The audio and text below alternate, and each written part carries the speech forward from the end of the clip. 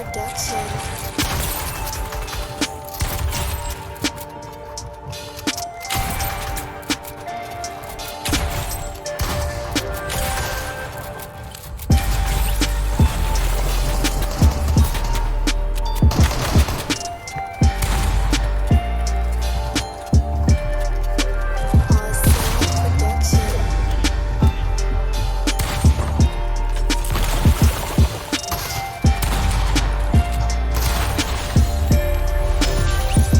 What's the best way to conserve mats so you never run out in a fight? In this video, I'm gonna break down one of the most useful things I do whenever I'm in fights with someone to conserve mats. The best part about this is not one single person made a YouTube video on this. If you're new to my channel, I like to talk about things that no one else talks about, and I go out of my way to find things in those areas. My name is KenBeans, and I'm gonna explain to you in a step-by-step process of exactly how to use less mats in fights so that by the time you get to endgame or any other mid-game fight, you're gonna be on top. I'm gonna walk you guys through this in slow motion and explain to you my mindset in real time. If you want to see stuff like this live, feel free to stop by on my Twitch channel as we're on the road to partner. In my last video, I mentioned a partner push and we peaked at almost 4 times the average viewers. That's absolutely crazy. If you want to support me on my road to partner, feel free to stop by Monday, Wednesday, Friday, 1 p.m. EST, link down below. Don't forget to use code KenBeans in the item shop, or anyone's code for that matter. And without further ado, let's hop in. So how am I going to go about getting less mats in real game? What I decided to do on my stream was make it so every time I get any more than 200 of any mat, I drop 50 mats. So I'm not allowed to go over 200 mats, and if I get 201 or 202, I have to drop 50. I can farm back up to 200, but I can't go past it. I know this was a little bit of a longer intro, but now that we got that out the way, let's hop into the real game example. Don't forget, in most of my videos that I like to include timestamps, so if you ever get frustrated, you can always skip around. Right off the bat, you could tell that I'm taking really protected peek shots. I make sure whenever I go for a peek that I'm not overexposing myself in any way. What I like to do here is hug the wall really closely, then just edit the top portion of the cone so he can't really have the greatest shot on me. Instead of trying to force a play, I kind of just let it happen naturally, and as this guy gets the stare over me, I play very calm and just move around so it makes it really awkward for him. What I'm doing slowly here is backing up as he's jumping out, so I'm lessening the amount of body damage that he can hit on me. Just to remind you, I got no mats. I had 7 builds by the end of this. Whenever you got low mats, this is a strat that you need to start doing. If you're trying to go for a right hand peek and you have like 5 builds just like me, try to make sure whatever corner you're going around that you shoot and then build right away. The smallest body part you see is the first thing you're gonna shoot. This is the best way to shoot someone because after you do it, you don't have to create a full box for yourself. You can just build one wall and play it from there. So because he took me off guard here, I ended up getting the wall in his box down below. Instead of letting him take it, I have like 3 mats to my name. What I'm gonna do is hold that wall after he's pickaxing it, thinking that he's gonna get it. Once I snagged that wall back, what I did was go for a really protective cone slide and a right hand peek. To follow up, the reason why I think this skin's so good is because it kind of blends in with metal. Once I edited this top row wall edit, you saw how I ducked down beneath the edit so that it was really hard for him to see my head. Then by the time I came up, I was able to get a shot and instantly reset. Notice how I didn't let him get any time to take the wall back or do any of that nonsense. All this happened quick because if I would have let him leave the box, then I probably would have died to low ground. This is a quick reminder to drop a sub and hit the like button if you're enjoying these type of videos. This fight is a really good example of how to play with no mats. I almost want him to pressure this floor so I can get a pre-fire shot once this floor breaks. I try to go for it multiple times, but it doesn't end up working. So after like the second or third try, what I do next is try and break him out because I realize he's not connected by a lot. This is the best way to force someone down to your lair, but you got to be careful because if they come and sneak attack you, you got to be ready to build that wall. That's why you see me every now so often break something and then check to see what he's doing. Awareness on the enemy compared to breaking this is way more important. Once I saw him go for a play, notice the angle I'm sitting at. If he does see me, it's barely anything. So what I do is close the gap and make it impossible for him to see me and impossible for him to know where I'm gonna go. See the trajectory of how I went to do this jump shot? I went all the way around so it was impossible for him to see me, and then I jump up and surprise him completely. You could literally tell. My man was literally looking the other direction. For some reason, this guy wasn't building, so I just continued to lay shots into him because I had the health advantage. When you don't have a lot of mats, what you want to do is always try and keep the height to the best of your ability. Not only that, but the more important thing is to always play around your own builds, just like I'm kind of doing here. If you have a decent amount of mats to create a full box on someone, do it. Through the research I had from watching my own games back, I've came to the conclusion that trying to set up pre-boxes is what gets me that initial heavy damage shot in the fight. It makes them feel like they have nowhere to go, and it makes them nervous and maybe screw up a little bit. If you can get good at predicting where enemies are gonna go, just like I did here, I was able to end this fight like that. Listen for audio cues and study their movement to do things like this. Here's a little bit of proof of me dropping mats even after I just killed this kid. I took damage for this video. It's more important to go for pre-fires in situations just like this. There is no shot that this guy's gonna be able to place a wall and then edit through by the time I could just place one build. If you're really quick at reacting, you can place a different build inside the box so you don't take damage. Even though I missed, you want to set yourself up for opportunities to get fat damage shots. The second time it comes around, you know your boy is hit. Literally in the same situation, but facing a different way. When you got no mats, you can tell that this guy doesn't want anything to do with me anymore. So now I'm the aggressor and I'm in full control. It's as simple as just going for the wall, putting some piece control in, and finishing up the kill. Situations like this is how you can turn the whole fight around just by placing a couple builds. Try to be more efficient with your mats and think about it while you're in games because it will help you so much. Think about it like this. If you could play with little mats, imagine when you have a lot of mats, how much better you're going to be. If you could limit the amount you spam mats, then you're going to be able to feel so much more confident when you have an abundance of mats. You're going to know that you're utilizing them correctly, which is going to make you feel way better. I'm in a tough situation with 6 builds. Let me show you how I come out on top. The thought process here is to defend your box like nothing else because you can't afford to build a new box. This is a crazy box fighting technique that is so useful for little mats. The thought process here is that I overexpose myself so much because I need to end this fight quick. What I'm doing is baiting this guy and staring at his movement. I'm waiting for him to move slightly and move forward because that's when he's about to make a right hand peek. The second this guy started moving forward, I instantly shot because I thought he was about to make an edit. Regardless of that, more often than not, this does work. All you have to do is just reset the wall after you shoot and it's almost like a pre-fire. You're always going to catch them with their map out, especially in a situation like this. I am officially out of mats in the worst situation ever and I don't even have 150 health. What you need to do here is play around the builds and try and leave this box. Don't sit here and wait for a 50-50. It's not worth it. As you can see, I do this here and I run back and forth to try and make my movement really hard to track. Once I run through this wall, I reset it afterwards to give me time to line up a shot here. What I'm doing is going for a headshot instead of just a normal shot. I'm taking the extra risk because I have to. Felt good to kill that kid too. Quick tip is to always realize whenever you don't got a lot of mats, just run behind things that are really solid and won't break right away. As you can see here, I kind of do it with this truck. Even though you listen to this video and you know how to play with low mats, what you need to understand is learn tendencies of other players when they don't have a lot of mats. See here how this guy's built up on nothing, so I go to chop it out. I'm focused more on what he's doing compared to what I'm about to do. This is how I was able to read him and predict that he was gonna drop. So I ducked behind cover as much as possible and then shot out, took a shot, and then pieced him up. I knew this guy was gonna sue me because 1, he built up really high, and 2, it wasn't supported at all. Those are red flags for someone who has no mats. As I have no mats in this situation, what I'm doing is not blocking off every single angle. I'm baiting this guy into do something kind of awkward so I can get a shot. If you want to know how I pre-fire so well, check the link in the description. This is the best thing to do though. When you're able to pre-fire and then jump into a new box, not only am I playing slippery and harder to track, but it takes them really off guard because they know they're going against someone who knows what they're doing. This move is called the KenBeans Classic, and when you have no mats, this is a really good peek that discourages people from trying to jump in your box. Link tutorial is going to be on screen now or in the description. Feel free to check it out.